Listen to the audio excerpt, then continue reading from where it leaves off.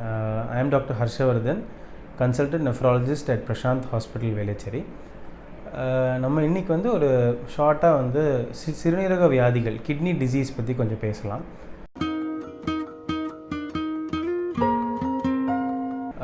இப்போ நான் ஒரு நெஃப்ராலஜிஸ்டாக இருக்கிறதுனால நிறைய சிறுநீரக patients, kidney failure patients, kidney disease patients நம்ம ருட்டீனாக ஓபியில் பார்க்குறோம்.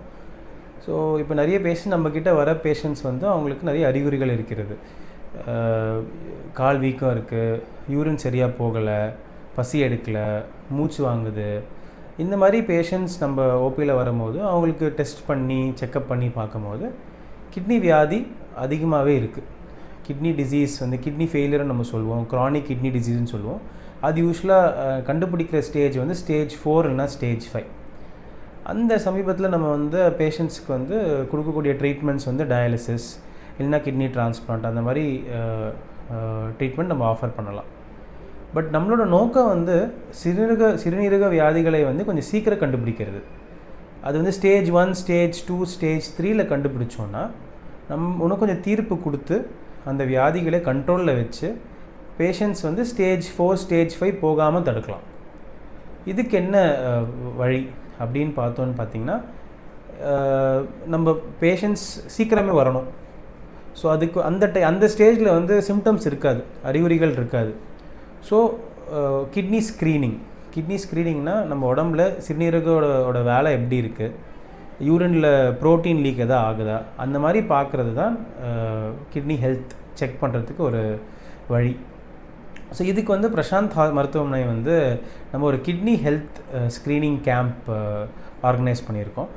அந்த கிட்னி ஹெல்த் ஸ்க்ரீனிங் கேம்பில் பார்த்திங்கன்னா நம்ம சில சிம்பிள் டெஸ்ட், பிளட் டெஸ்ட்டும் சிறுநீரக டெஸ்ட்லேயும் நம்ம உங்களோட கிட்னி ஃபங்க்ஷன் எப்படி இருக்குது, கிட்னி நல்லா வேலை செய்யுதா, கிட்னியோட டேமேஜுக்கு early markers, that is protein leak ஆகுதா, அப்புறம் கிட்னி அளவு, கிட்னி சைஸ் எப்படி இருக்குது அப்படின்னு கொஞ்சம் டெஸ்ட் பண்ணலாம்.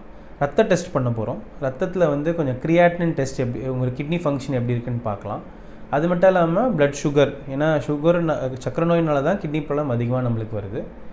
அது மட்டும் இல்லாமல் ஹீமோக்ளோபின், ரத்த லெவல் எப்படி இருக்குது அதுவும் பார்த்துருவோம்.